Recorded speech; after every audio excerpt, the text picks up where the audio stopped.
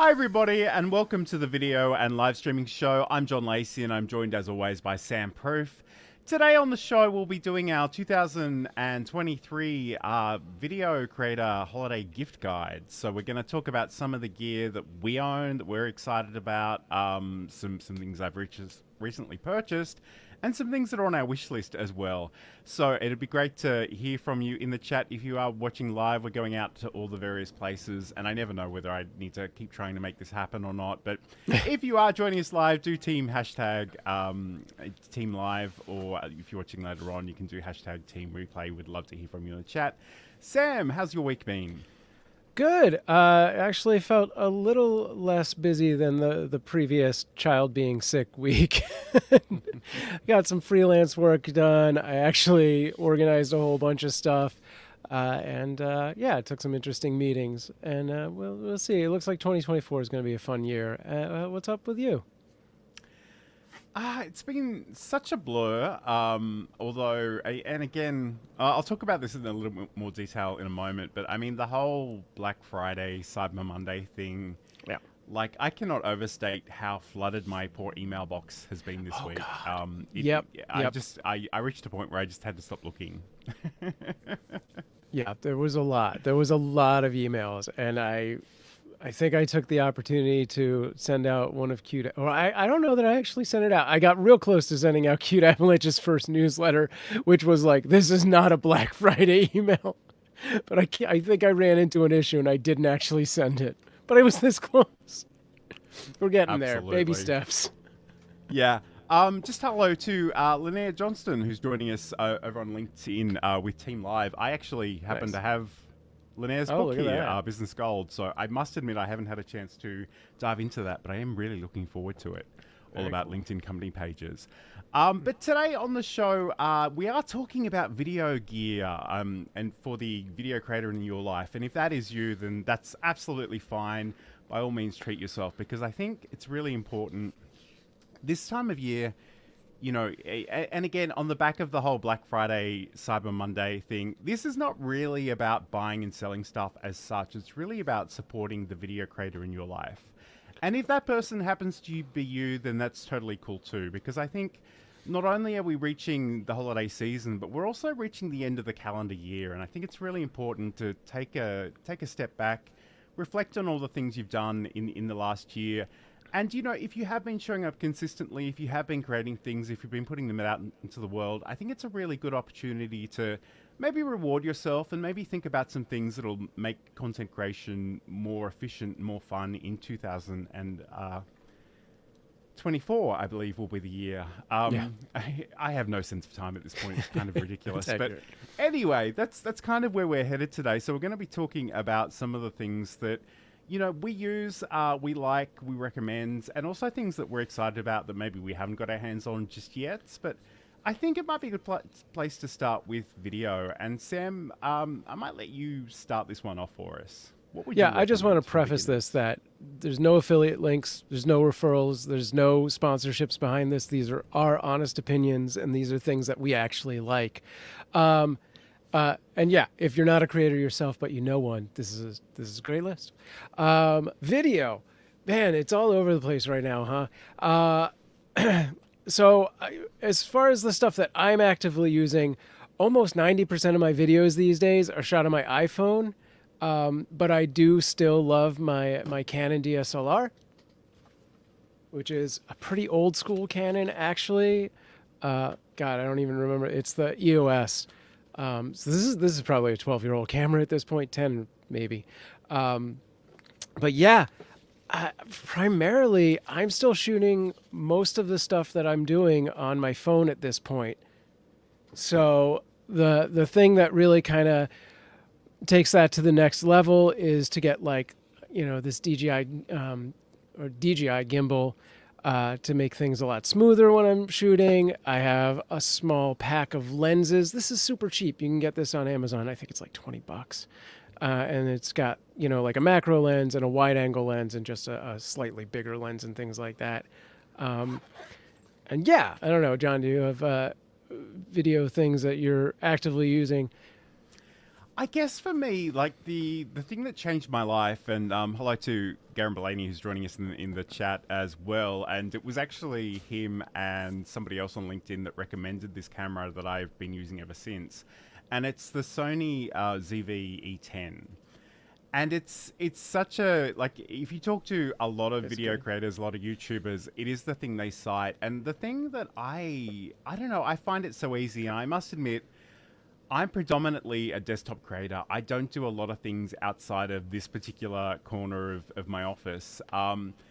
That said, I am delving a little bit more into mobile creation for reasons we'll get into in a moment. But the beautiful thing about mine in particular is, and I want to show you this photo, although it's kind of comical because you literally cannot see the camera here because it is inside a teleprompter. But so this one, for example, it sits inside of my teleprompter. You literally can't see it here, but trust me, it's in the top section there. And the great thing about this is I use the Elgato Cam Link to go out of the camera into my computer. It's very, very, really very basic and very simple. And like, I don't even know what the settings on this camera are because I literally turn it on and turn it off, and maybe I'll record directly into the camera memory, but I don't do a lot else. And it's served me really well. It does have a whole bunch of features. I've just found it so reliable that I kind of feel like if I was going to buy a new camera, I would actually go back to this model, even though Sony have produced a lot more recent things. I find their offering these days is a little bit more confusing. But like I say, it's just been it's been a really useful thing for me, and I highly recommend it. Hello to Saeed, who's joining us from Germany, where it's sort of very late in the night or early in the morning, depending on how you want to look at it.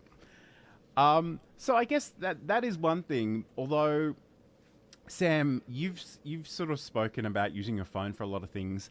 I don't like using my phone for most things, but increasingly, and I hate to say this out loud, but I'm feeling a fair bit of FOMO because I want to stream vertically, and I just can't do that basically anywhere. Certainly not from my desktop computer. I know you have some capability to do that, I think, on Instagram and TikTok. The only way I physically can do it is on Instagram, but via my phone. I don't really love how I look on my phone camera. I hate the audio, especially on my phone camera, and a lot of the things that I'll be talking about that I bought recently are for this specific reason, to try and overcome this.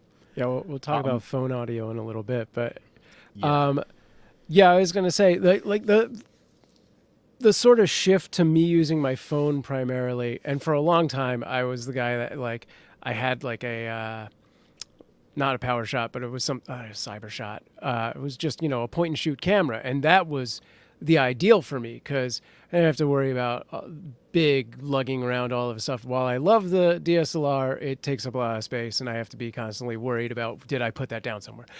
Like, is somebody else around? And, this, I could put the cyber shot right in my pocket.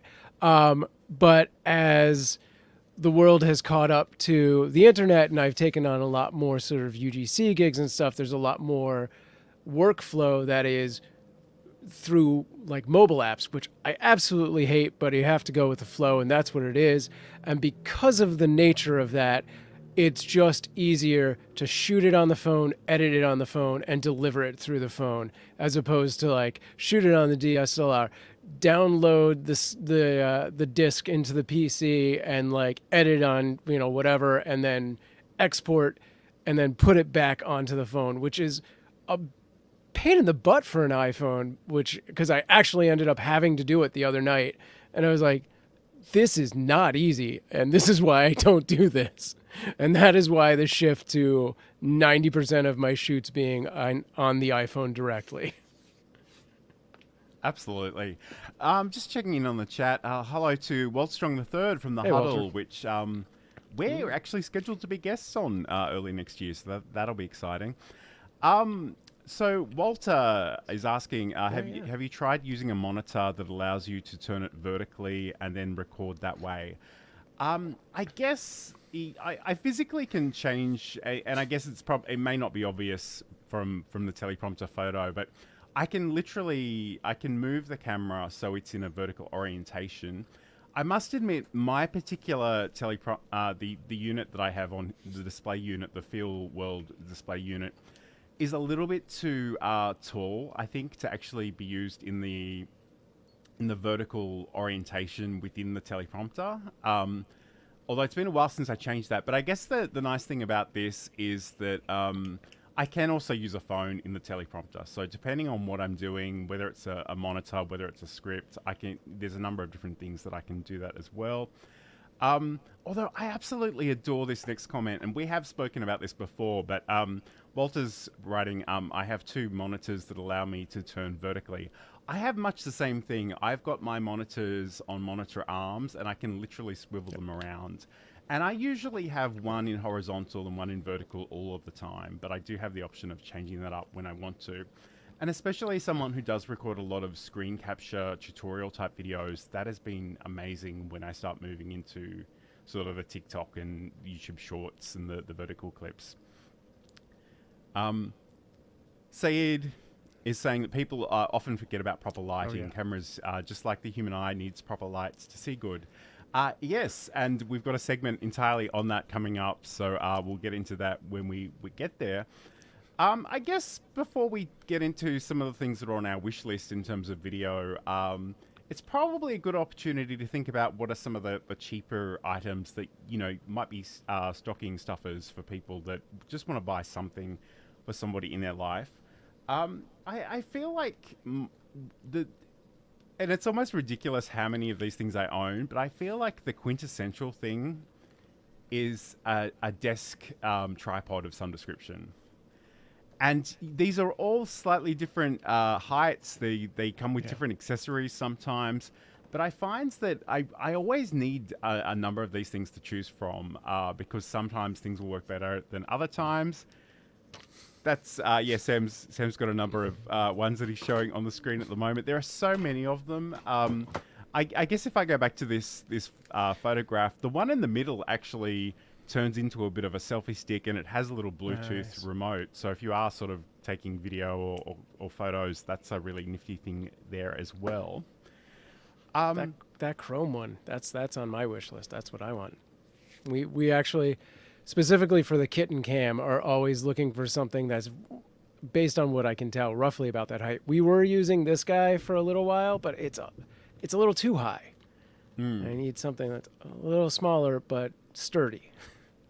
And I feel like getting the right eye level for kittens is probably an incredibly niche thing, but it is. It just goes to show you, though, and sometimes you can just raise things up with a stack of books or boxes or whatever you've got lying around. But I do really appreciate having the ability to incorporate a number of different heights and just have options because. And I'm sure if somebody looked at the gear I owned, they would see that there are some items that I have a number of variations on. And the truth is just different situations require different things. One thing, and I've been a little bit obsessed with cold shoe mounts of late, which I'm sure Sam already knows. But I've been looking at sort of things like this. And again, it's sort of, I think it's Ulanzi is the brand of this one. And essentially, we can mount that onto a tripod. But again, the great thing about this is it actually has a couple of cold shoe mounts. So I can put other accessories on there, lights and microphones and different things like that. Here's another example that Sam is showing on the screen right now. So those are a couple of things. I guess if people are working with phones, again, there are all kinds of phone accessories that could potentially be helpful. I'm just wondering, what is there anything else that in that sort of lower price bracket do you think we could recommend, or should we just move on to our wish list? I wanted to point out when we were talking about the tripods before. I for a long time had these sort of Gorilla knockoff bendy tripods that have like this little plate that comes out, and you can put pretty much anything on it. The problem is that there's a point where it just gives, right? Like it can't take too much weight. And it's not the most balancy thing ever. I'm sure if you got like the pro version, which is a lot bigger and thicker, maybe that's, something, but this is like a $5 thing. For horizontal shoots, it's great. For vertical, it's real tricky to find the balance on that thing. And I ended up finding this, which does both, and it adjusts to a good amount of height. You're not going to put an iPad in there, but it does turn vertical or horizontal. And I didn't realize for several months that it also unscrews, and you can put it on a tripod. Oh, nice. Which my tripod, so this is the base of it. My tripod actually, has a tilting head, but it's not a 90-degree tilt. It's like 88%, like 88% of a degree. So like this gives me that perfect vertical tilt from a tripod.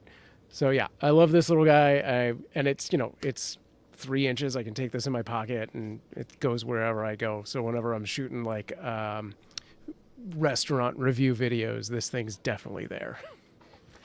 And I guess there's probably 2 things I want to say about that.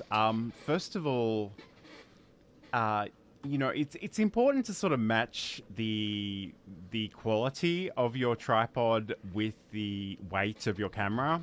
Yeah. If you do have a very serious DSLR camera that's thousands of dollars worth, you don't really want to be putting it on one of those flimsy little things and just hoping for the best, because it will fall over and break and everything will be terrible. But I did want to call, obviously we've shown a number of these different sort of phone accessories, and they come with practically everything. So even if the tripod itself is broken, hang on to these, because you'll never know, when you'll need them. Different ones will stretch to fit tablets and iPads, and some of them are smaller. But they're really, really quite handy to have around. And again, I don't know how obvious this will be, but this actually has sort of a screw on the bottom, but also on the side. So depending on what kind of orientation you want to use the phone in, nice. That is certainly an option. I do want to just check in with the chat. Saeed is talking about ultra-wide monitors. I'm thinking about an ultra-wide monitor lately, which are about $250 to $300 / pounds. I already have a 4K 16:9 monitor. Any thoughts on extra-wide monitors for 4K for creators or streamers? I guess the first thing I would say, and it's funny because this is not something that occurs to most people, but I've had conversations with people in the past. And if you have one giant monitor, you do intend to share your screen, it's probably a little bit easy for Saeed, as someone who's really quite knowledgeable when it comes to OBS Studio. But, a lot of the time, the way we share in Microsoft Teams or Zoom is to nominate a particular screen or a particular application or window. And you really need to think quite carefully about how you do that when you've got one giant screen. Because, I guess the temptation is you're sharing the entire screen. Maybe you're sharing things you don't want people to see. Maybe you're sharing the meeting itself, which is just annoying for anybody watching to see that in duplicate. But again, because you're sharing so much, it's going to be very, very small for the people watching at home as well. So as much as the extra wide monitors look really cool, I really prefer to have multiple monitors where I can sort of split things up. And Sam's going to talk about a video capture card in a with sort of 4 inputs, but I've just ordered a new computer, and I'm really excited by the fact that it has 4 display ports or HDMI outputs. Because at the moment I've got 2 monitors and I've got the unit on the teleprompter, which is really cool. But again, like it's just about thinking that through. And again, I have no doubt that Saeed, who's an absolute expert in the things that he's doing, so it sounds like he wants to do that in terms of keeping the second monitor as well. So I think it's a great thing if you can afford it, if you've got the space for it, if you think about how it's going to work ergonomically in your setup. But again, just keep that extra monitor for sharing purposes.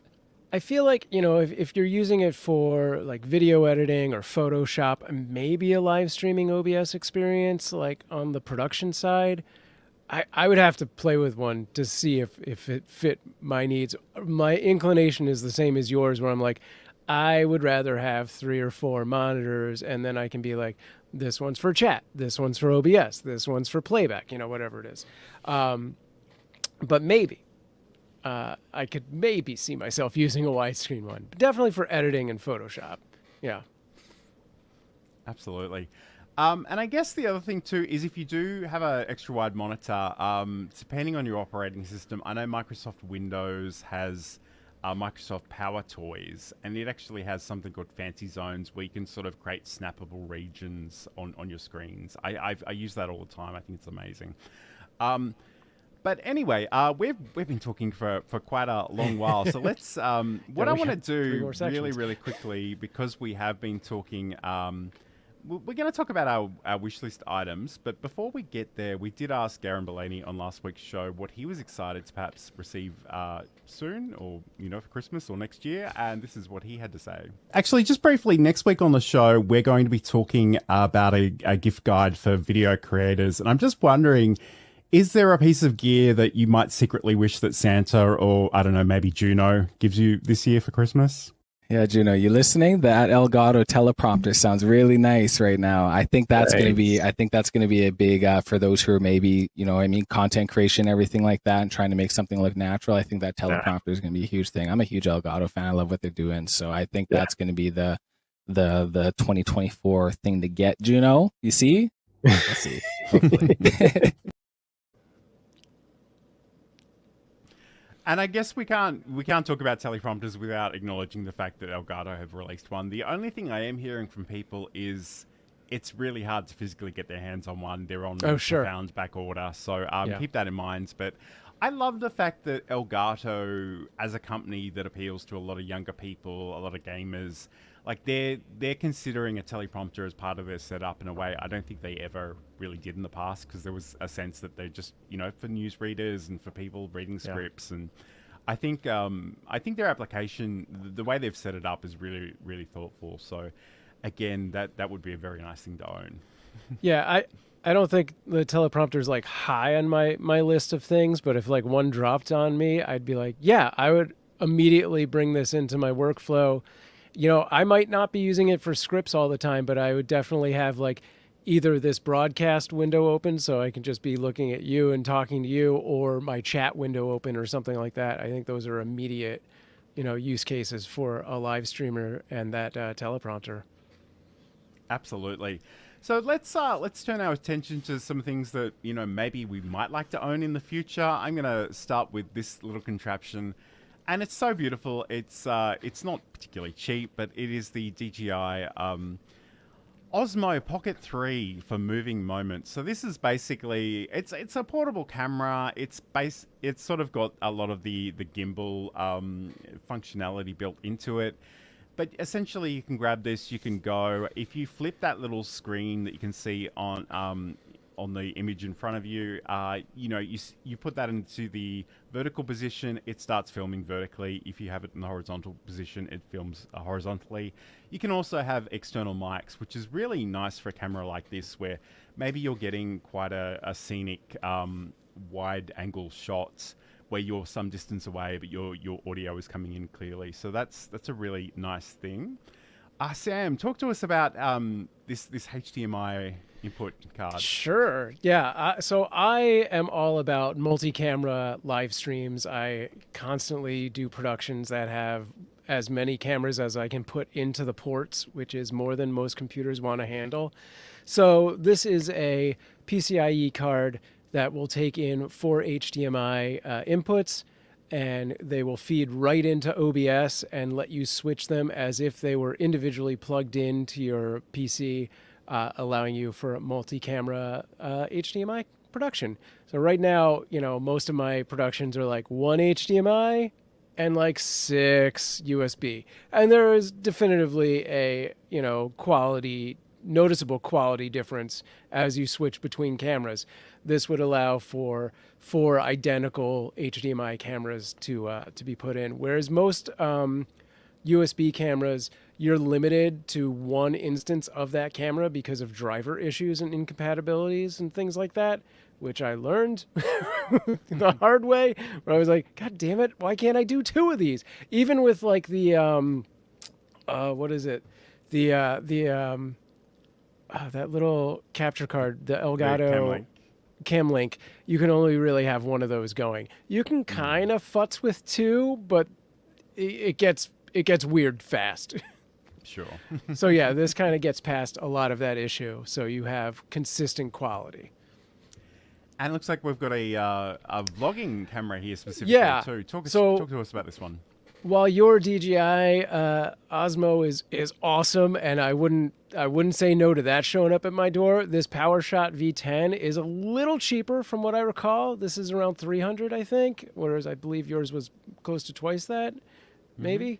But yeah, it's another vlogging camera. It's kind of got those flip cam vibes from like 2010, and it's got a little LCD screen that flips up. And it is just, made for the vlogger. It's got a little stand, so it can do that. It's got a tripod mount. It does have an audio input. This is my one complaint about it is that it's just like a standard, 3.5 jack or something like that. It doesn't have like a USB in or anything like that, which would be nice, but it does also have built-in microphone and a back mic for noise cancellation. So, I think for the money, it looks pretty good. And I think it fills that need of what I was talking about earlier, where I was like, I would have that, the cyber shot and just take that around with me. But this, I think, would be, equal to replacing my DSLR and slightly better than the iPhone. Sure. And it does look really, really cool. I wasn't really aware of that one until earlier this morning. And I think I just want to pick up briefly on something you said earlier. As cool as the DSLR cameras are, they are, you do physically need to make a bit of effort to drag those around with you. Yeah. And you hear this old adage that, the best camera is the one that you've got on you at the time that you want to record something. And I think anything that you can shove in your pocket and just go is really cool, whether that is a phone, whether that's a portable camera. But we're going to come back and talk a little bit about audio, lighting, and accessories. So stay tuned. When we wrote the LinkedIn branding book, Michelle Griffin and I, when we wrote that together, we started with mindset. And in that, we came up with almost 28 fears of why people don't want to put themselves out there. And that fear is really real for people and holds them back in so many ways. And introverts and extroverts, and it doesn't matter whether you're a CEO or back at the beginning, it's been really interesting. And we started with it because we figured if you can't get in that right mindset, the rest of it doesn't happen. And, people were like, mindset, branding, how do those two things go together? Well, if you don't have the right mindset, you won't put yourself out there. You won't create content. You won't send someone a direct message. You won't comment. There were so many stepping stones that came after it. And so it's probably the most popular chapter in the whole book that people always comment on. They always can see themselves in some of those fears, and we've all got them. I still have them. I'm worried that people are judging me just like everybody else. But at the same time, like we just said, that whole cliche, as our friends in the US will say, it's all about, why am I doing this? And I have to just keep coming back to, what does it look and feel like for the person on the other side when they have that light bulb moment? Like, that's what I'm doing this stuff for. And if I can keep focused on that, the rest of it will sort itself out. But for others, when you're still trying to figure out what is that thing, it becomes around, what are people thinking and what are they going to judge me and what are they going to say about whatever I post? And honestly, no one cares.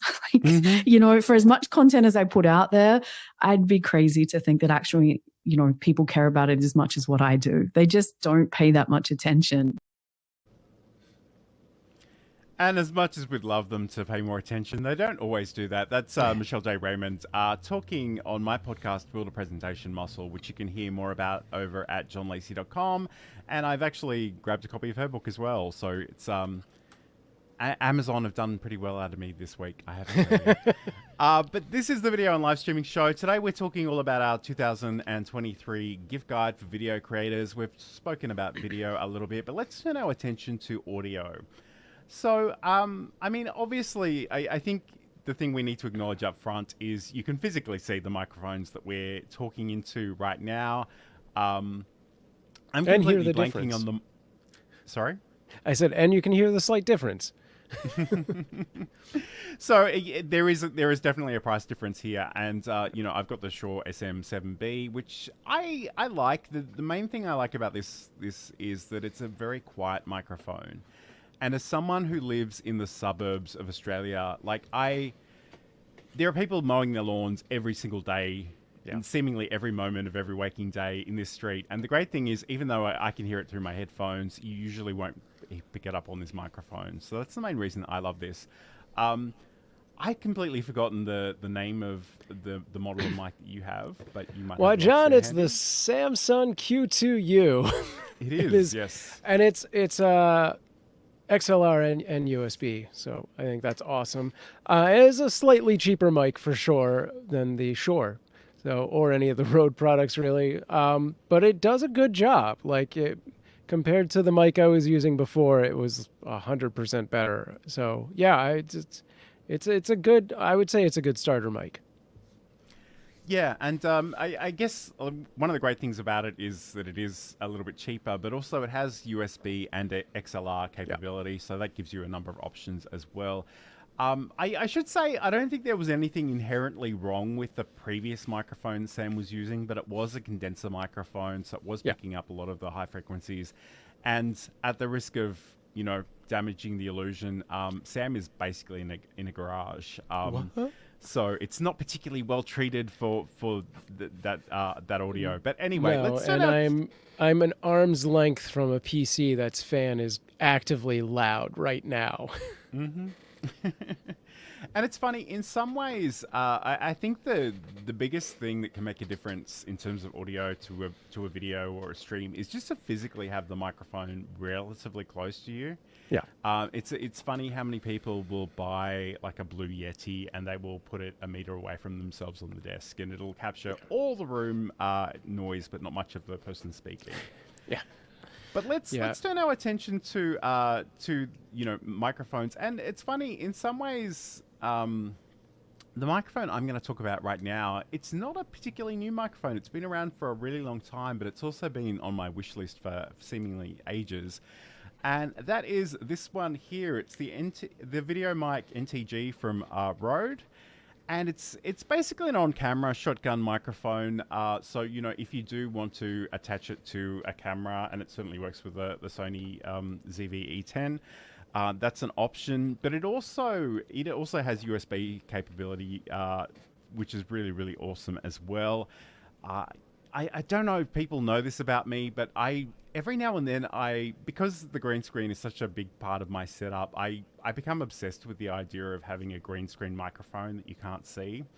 And it never really works out too well for me, but I can't help myself. I've got to try these things out. But the great thing about this microphone, and I'm gonna, I don't know if I can do this. I will show you the microphone in a little bit, but I want to wait till a later segment. But the great thing about this is it is a condenser microphone, so it will capture those higher frequencies. It's a shotgun microphone, which means it's incredibly directional. So you point it at something, that's what it's going to be actually capturing. It does have its own battery in there, so once it's charged up, you don't need to physically be connected to anything power-wise. But you can use it with a phone, with the USB connection. They do have the traditional sort of audio input there as well. And there are some accessories you can get to sort of plug it into a XLR device if that is something that's of interest to you as well. Sam, do you have any sort of reflections in terms of audio that you'd like to share at this point in time? Yeah, I was going to say, speaking of XLR devices, I got a Zoom H6 a few years back, which replaced a very old mixer that I had, and I love it because it's like so much more compact, and like it's just this it's mounted right now where I would pick it up. But yeah, it's got 4 XLR inputs. I could even expand that to 6 if I needed to. I could take it on the go and like have that go into a laptop, or just be here when I need it, and all I have to do is power it on and everything's plugged in and ready to go. And it's been a game changer for me for sure. And if I can ever get other people to come over and do a podcast in person, I'll be set for them. But right now I'm like, I'm just using that one XLR in, but it's good. It's it's way better than I think having a USB mic directly plugged in, because it just gets a little more boost on it, and I don't have to futz with settings. It's like the one time I figured it out, and now it's set. Absolutely. I just want to check in with the chat. So, Saeed is saying he bought some Me, and that's MEE, Audio M6 in-ear headphones 2 years ago for about $20. Not the best, but great to have some wired in-ear monitors. Nice. I actually bought some things from Amazon. A part of me wants to tell you what they are, just to warn everybody about how bad they are, but I'm not going to do that, and I don't really have the box handy anyway to show you. They look amazing. They sort of have this corded rope cord, and the earbuds themselves are actually detachable. But I got to tell you, and I think they were like $36 worth Australian. But I've got to tell you, they're the noisiest piece of earphones or headphones that I've ever owned in my entire life, and they were so bad that I was debating whether to send them back. And they're really beautifully packaged, but they're terrible.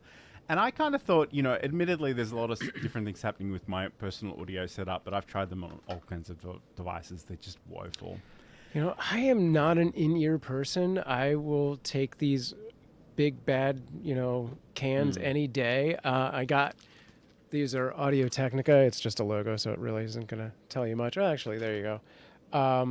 And I love these. Like, they're just fantastic, and there's my mic hit for the day. Yeah, so again, I'm much the same, although like Garen Belaney is very big on the in-ear things, and I thought I'd just give it a go. I also don't love having things in my ears all the time, but I thought maybe for 1 hour a week on this show I could give it a go. But I mean, the other great thing about these giant headphones is they sort of hide whatever weird thing my hair is doing on any given day. So yes, that's always incredibly useful. Agreed. And I guess not your hair, my hair. Sure. And Saeed is just saying, or speaking into the back of the Blue Yeti. God, so I guess that's the other thing too. Whatever gear you get, whether it's audio, video, lighting, accessories, whatever, spend some time looking at the manual, especially with microphones. They have polar patterns. They will pick up audio in very specific areas of the mic, and they'll reject audio from other places depending on the polar pattern that they've got. So check that out. It's definitely worth looking. And Walter is saying, being that I don't have a trained ear for audio, had you not said where Sam is, I would not have known.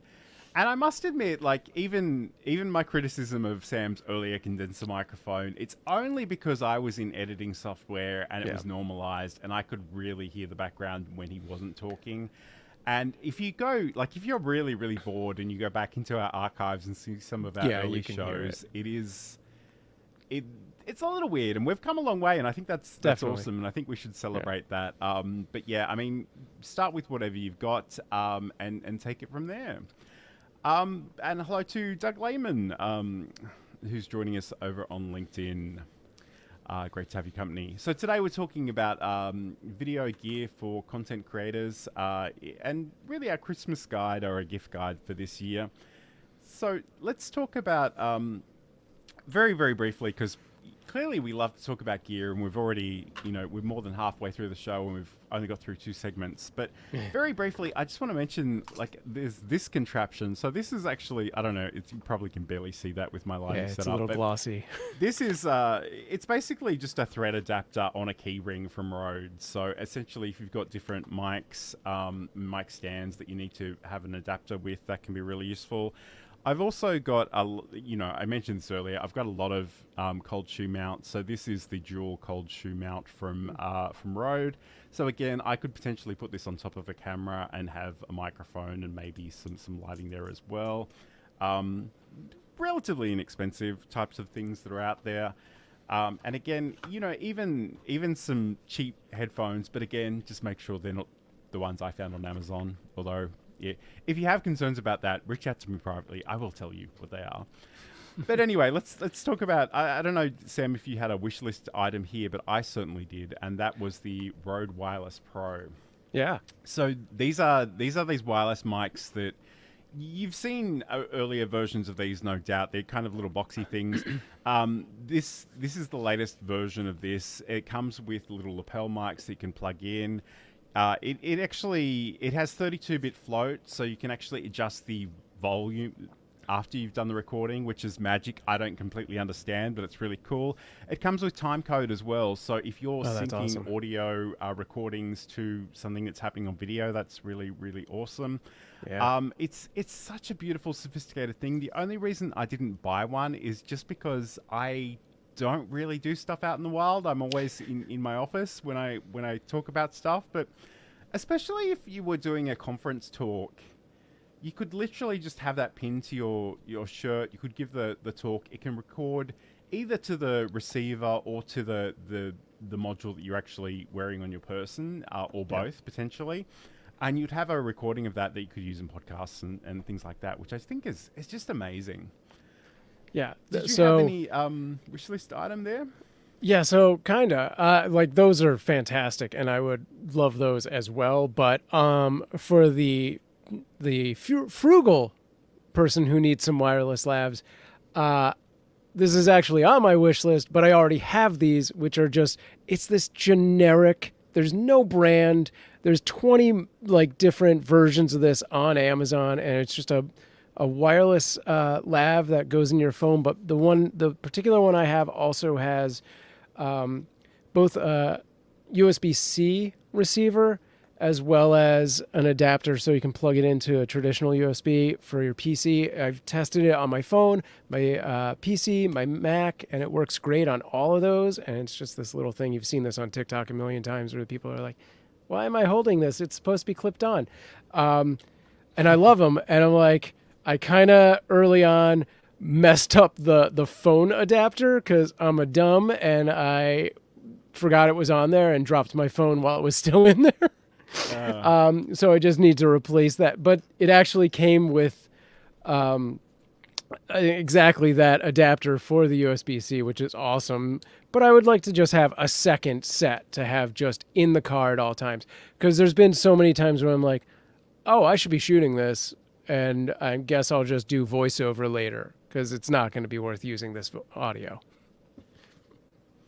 Yeah, it's certainly a great option. And I've heard people on LinkedIn recently talk about how great they are, especially in a classroom setting. So that's really awesome. Yeah, and they're $20. Yeah, absolutely. Yeah. So not a great not a great cost, if you will. But anyway, we'll come back in a moment and we'll talk all about lighting. We are constantly training our cats every interaction that we have with them. Mm-hmm. So when Johan would get on my counter before, this is 10 years ago before I was the cat expert that I am now, Johan would jump on the counter. What was the first thing I did? I'd say his name, Johan. He loves that. That's a reward for him. He said, you just said my name. I would go over to him and I talk to him and be like, you can't be on the counter. Johan loves when I talk to him. Ding, that's another reward for Johan. I'd pick him up and put him on the ground, but I didn't want him to think I was mad at him. So when I'd pick him up very nicely and kiss him on the head and say, I love you, but you can't be here. I'd put him on the ground. I had just done 3 things that rewarded him for being on the counter. So I was encouraging him to continue doing that. And that's a segment from Just Kidding Around, which is Sam's podcast, which you can learn more about over at cuteavalanche.com. So you can check that one over there. Let's turn our attention to lighting right now, because as Saeed sort of mentioned earlier, that's kind of half the struggle in some ways with video. It's worthwhile investing in a good camera, but you do also need to be well lit. I guess and there's a great question in there already, which we'll get to in a second. I've got to tell you, I've bought a lot of Elgato equipment over the years, and the key lights are the things that I use at my desk, which I find really, really useful. I've got a video there that we could play, but I'm not going to do that right now.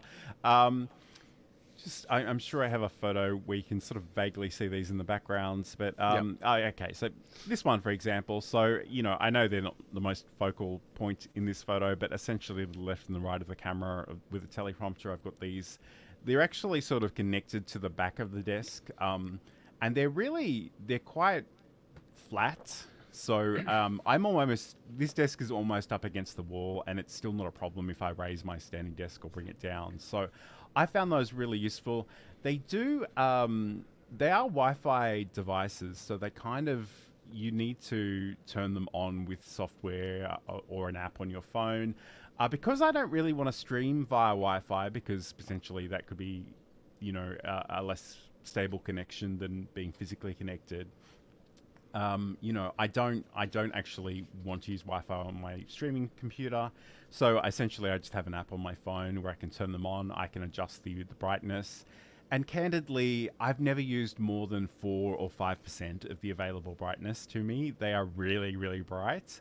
But you do also have options to adjust the color temperature as well. So I found those really useful. They're definitely not cheap. They are a serious investment. So I want to talk about the thing that, I've sort of purchased recently, more in line with the idea of maybe being a little bit more mobile with my setup and using my phone a little bit more, which is the Keylight Mini. Again, also from Elgato, essentially a more portable version of those lights. You charge them via USB, you turn them on, you adjust the brightness. And I guess I'm a little scared to do this because I've got my own little mobile set up here, but it's kind of huge. So let me see if I can show you this. So at the moment, I've got the Rode video mic over here. I've actually got got a phone in there as well, and I've got the Elgato Keylight Mini.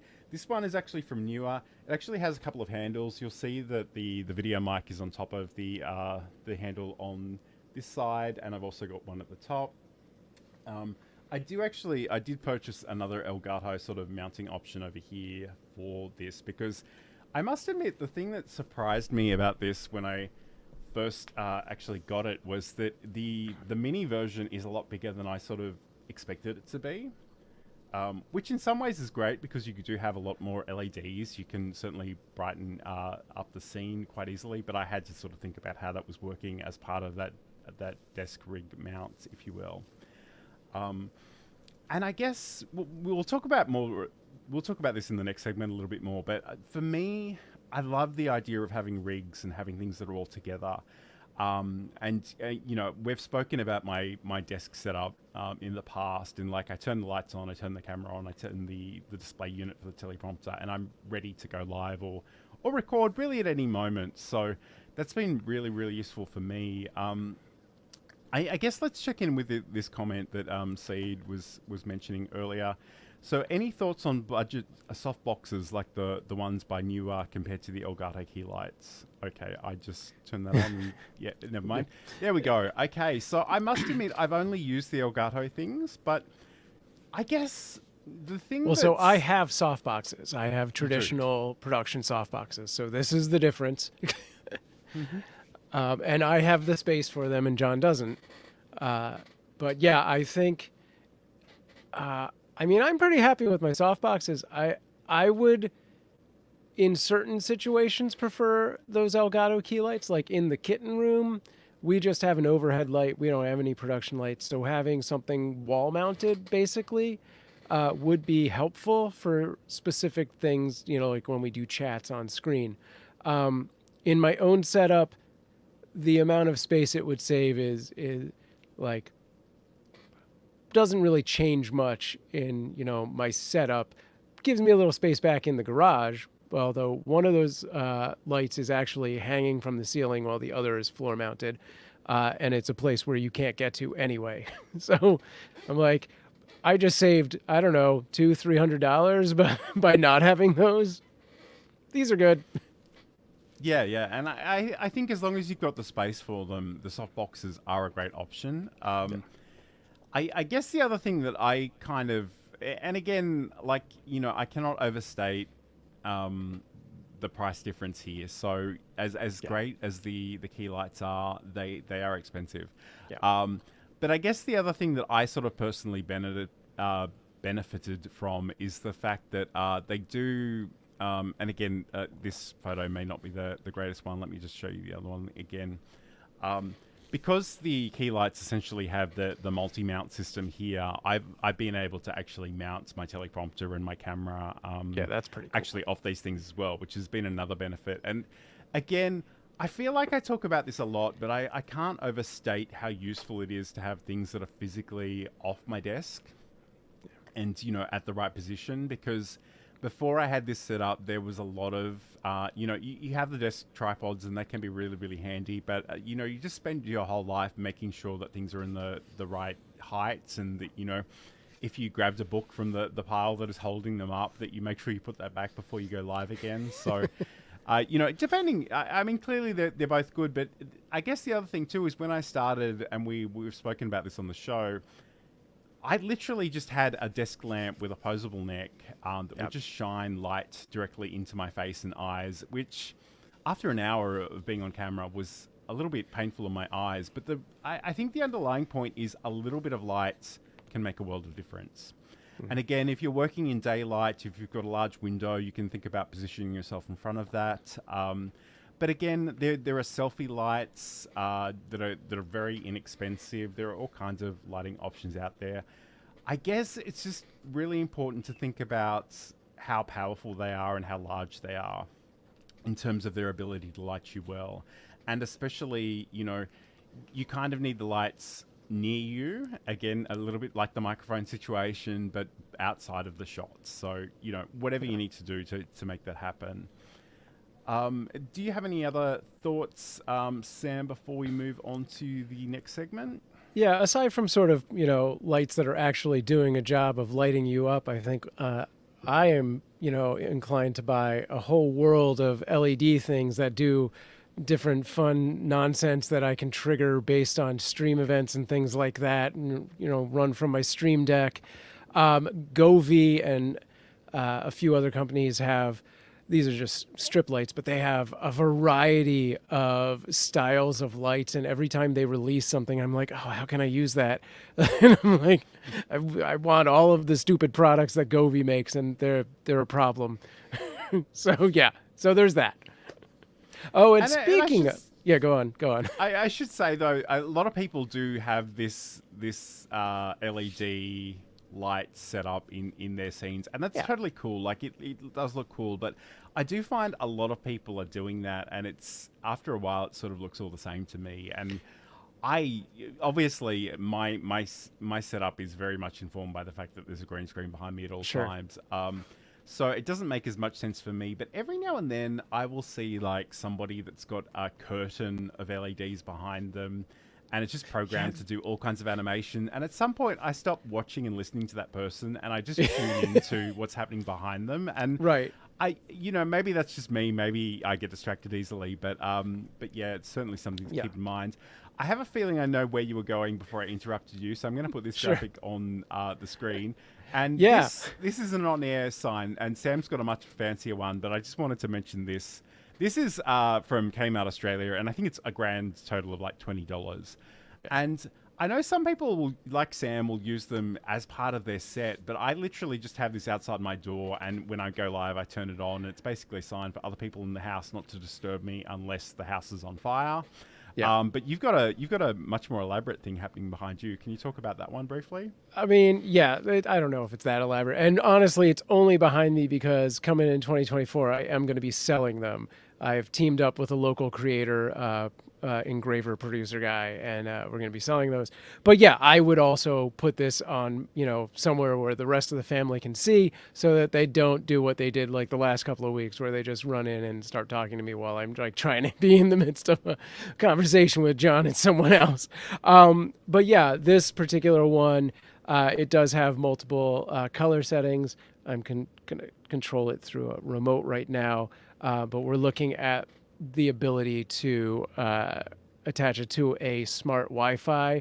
So in theory, not in theory, I know 100% how I'm going to do this. I'm going to make a whole tutorial for this, but you'll be able to get this with a smart plug and attach it wherever you want in your house. And the minute you start streaming, that light's going to go on. You don't have to manually do anything. When you're done streaming, OBS closes, it's going to turn off.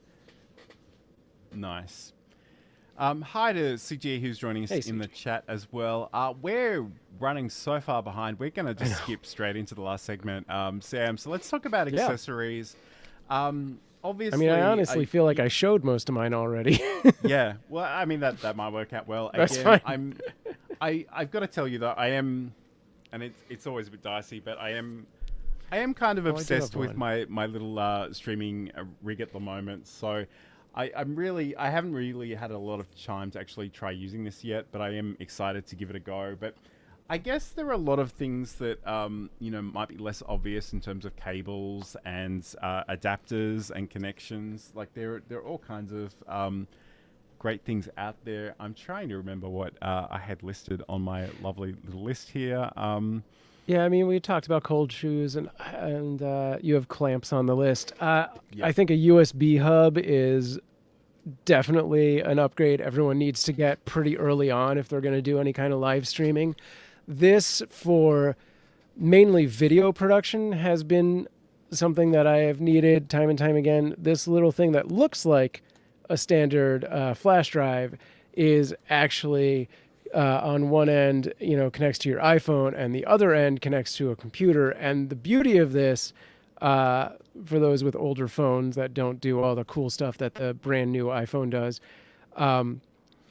one of the weird issues with transferring files from your phone to your computer on a Mac, you can do it in a variety of ways. I hate the built-in photo app, so I've always opted for image capture. But a weird thing that happens is that it sort of creates new metadata for when the file was created. So if you're looking to go chronologically, you have to go into something that really dives into deeper metadata to find like original kind of stuff like that. This, when you copy over, maintains the original created date, which is just a bonus to an easier way to move things from your phone to your Mac. So yeah, it's I don't even think this company exists anymore, but it's from it's an iClip from Atom. Nice. Yeah. I'm very briefly mentioning this, nice. and this is just a clamp from Newer. Again, because I have multiple computers that I work from for different reasons and different purposes. This is a pretty large clamp. It actually comes with a phone adapter too. So again, they're really great to have there. There's even an action cam accessory. I don't own an action camera, so I'll probably never use that. But it's just it's a really good. Again, I come back to that whole idea of creating a rig where all the things are connected and ready to go, and thinking sort of more modularly in that sense.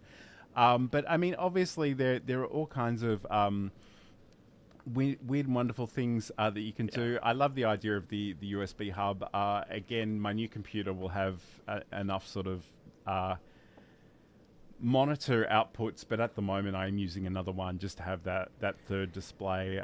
Cable management is a huge one, which of course is very cheap and can make a huge difference, and is kind of the reason, if I'm being completely honest, why you don't see a lot of photos of my desk, because the cables are just out of control.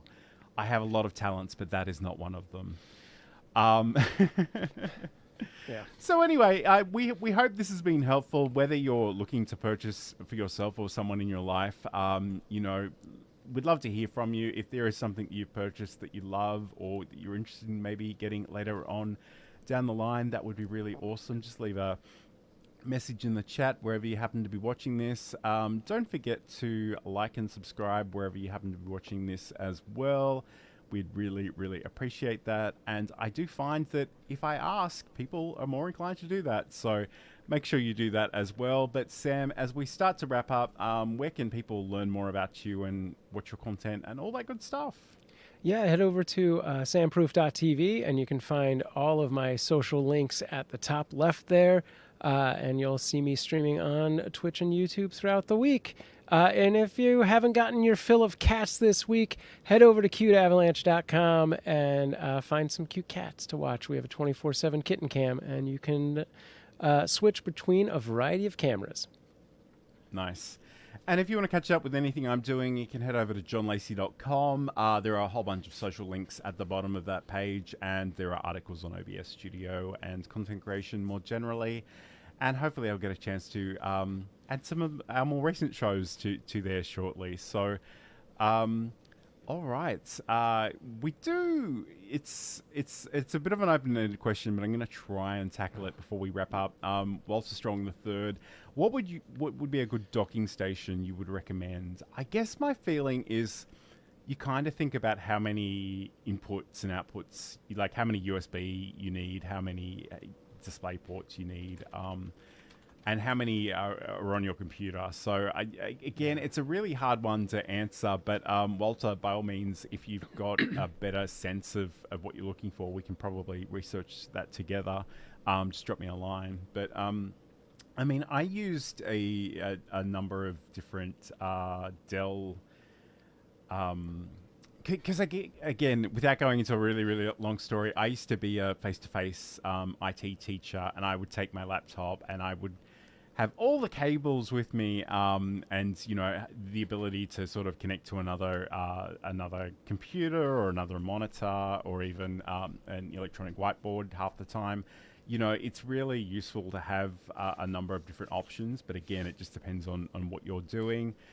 Sam, do you have any thoughts on that one? Yeah, I really think that's like such a personal setup question, because there's such a wide variety of really big ones, or really just mobile ready docking stations where it's like, this is the bare minimum of what you need, and this is I'd have to know so much more about the setup to find the answer. I don't have anything off the top of my head.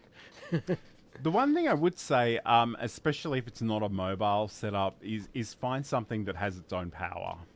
Yeah. So you can connect the hub to its own electricity port on the wall. So that way it's not drawing additional USB power from your computer.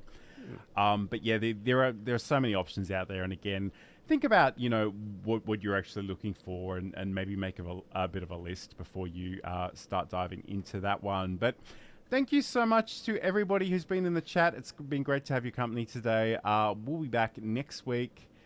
What are we talking about next week, Sam? We're streaming goals, measuring your success. Yep, goals and success.